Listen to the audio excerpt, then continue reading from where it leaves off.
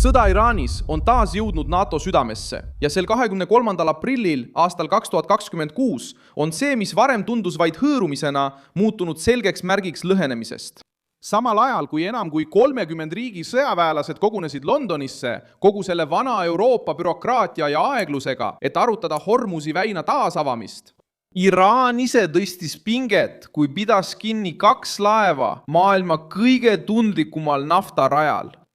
Just selles olukorras omandab Donald Trumpi Hispaania ja Itaalia vaheline lõhe tõelise kaalu.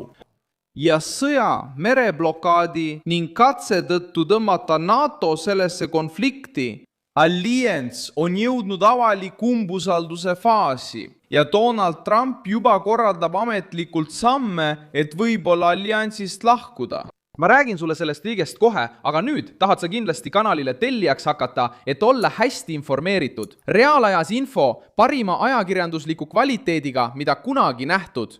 Na confiança Milson Alves. Peamine punkt on lihtne. Donald Trump tahtis muuta Iraani sõja-atlandilise lojaalsuse proovikiviks. Selle asemel, et leida automaatset toetust, leidis ta vastupanu. Ja see vastupanu tuli just 2 riigist, mis teoorias peaksid aitama toetada alliansi selgroogu Vahemerel, Hispaania ja Itaalia. Kui selline keeldumine toimub Lähis-Ida kriisi ajal, ei ole mõju ainult diplomaatiline, vaid ka struktuurne. Sest NATO sõltub usaldusest, ühisest baasist, sõjalisest läbipääsust, kiirest koordineerimisest ja ühisest saatustundest. Kui see ebaõnnestub Iraani tõttu, hakkab liit seesmiselt lagunema.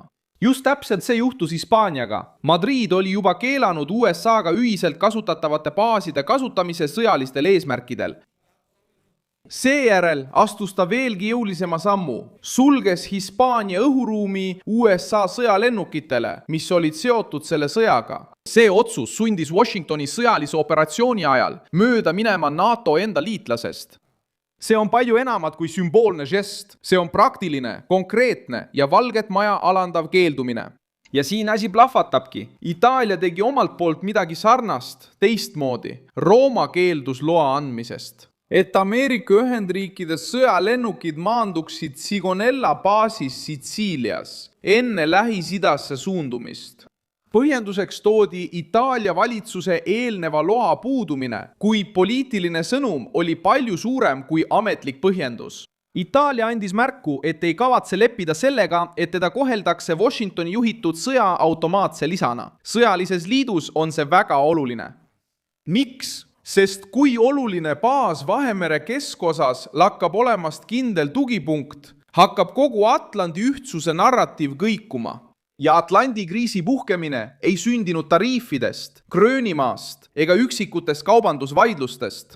Need punktid süvendavad olukorda, kuid kõige hiljutisem ja ohtlikum päästik oli sõda Iraani vastu.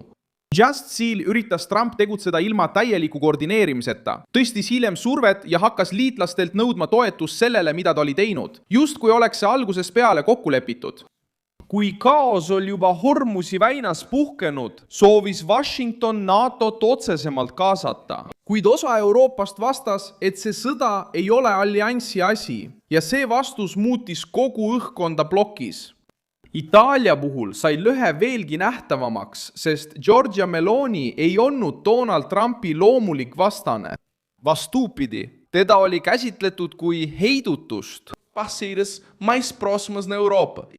Mitte Iraanis, see ei olnud tegelik lõhe. See samm näitab, et Itaalia peaminister hakkas eemalduma poliitilisest teljest, mis sõda edasi viis.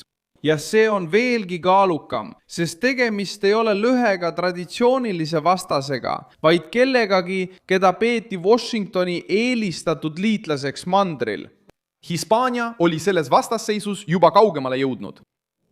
Sanchez oli juba sõja vastu seisukoha võtnud ja kriisi süvenedes hakati teda pidama Euroopa vastupanu kõige nähtavamaks näoks Trumpi survele. See aitab selgitada, miks Madrid nii vara vastasseisu sattus ja mis kõige tähtsam, Hispaania seisukoht ei jäänud enam üksikuks. Järk-järgult hakkas see, mis alguses tundus üpsildase žestina, muutuma eeskujuks teistele Euroopa pealinnadele. Reuters näitas, et Hispaania välisminister ise ütles, et Ameerika Ühendriikide ähvardused ja kaebused NATO vastu suruvad Euroopat otsima julgeoleku alternatiive väljaspool automaatset sõltuvust Washingtonist. See lause üksi näitab juba, kui suur on haav. Selle kriisi keskel reageeris Trump kõige plahvatuslikumal võimalikul viisil. Selle asemel, et üritada ühtsust taastada, tõstis ta šantaaži taset. Ta ähvardas NATOst lahkuda, ründas liitlasi selle eest, et nad ei aidanud Hormuzi väina taas avada ja jättis õhku võimaluse viia Ameerika Ühendriikide väed Euroopast välja. Ameerika president keset sõda Iraanis. Sõnum maailmale on laastav. Liit ei toimi enam ühtse rindena, vaid pigem surve all oleva kokkuleppena, kus Washington nõuab täielikku joondumist. Strateegiline kingitus NATO rivaalidele. Siin tuleb mängu tugevam spekulatsioon, mis ei tundu absurdne. NATO matmine ei pea toimuma ametliku teadaandega. See võib juhtuda tegelikkuses samm-sammult, kui liitlased lakkavad üksteist usaldamast.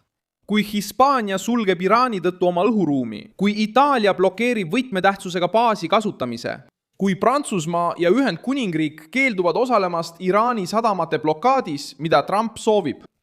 See, mis ilmneb, on NATO, mis ei suuda tegutseda ühtse blokina. Paberil on ta endiselt elus. Aga hetkel, kui tõeline kriis nõuab ühtsust, ebaõnnestub ta. Ja just selline läbikukkumine ongi see, mis matab liidu seestpoolt.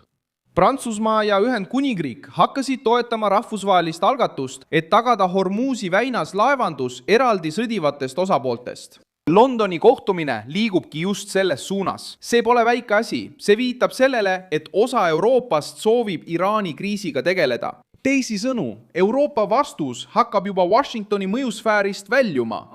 Ameerika juhtimisel üles ehitatud liidu jaoks on see peaaegu autonoomia nõudmine. Hormuzi väin ei ole lihtsalt piirkondlik detail, see on ülemaailmne arter. Kui Iraani sõda selle tee sulgeb, suureneb surve energiale, kaubandusele, inflatsioonile ja varustusele.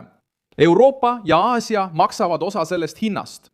See arusaam õõnestab NATOt jõhkralt. Allianss ei paista enam ühise kaitsekilbina, kollektiivne ja hakkab meenutama sunniviisilise allumise süsteemi. Küsimus pole ainult selles, kas Trump lahkub NATOst ametlikult või mitte. Küsimus on milleski muus. Pärast sõda Iraanis, kollektiivne kilp. Kuidas hoida liitu, mis väidab end kõiki kaitsmas, kui seda vaja on? See ongi küsimus, mis tõeliselt kummitab plokki. Sest sõjalised liidud surevad usalduse väljal varem kui paberist kilp. Kokkuvõttes ei ole toimuv lihtsalt arutelu sõjalise strateegia üle, vaid Iraani sõda avab üha hapramaks muutuva NATO poliitilise haua. Pane sellele videole like, telli kanal ja vaata lõpus kommentaare, et olla veelgi paremini seotud Milson Alves News kogukonnaga.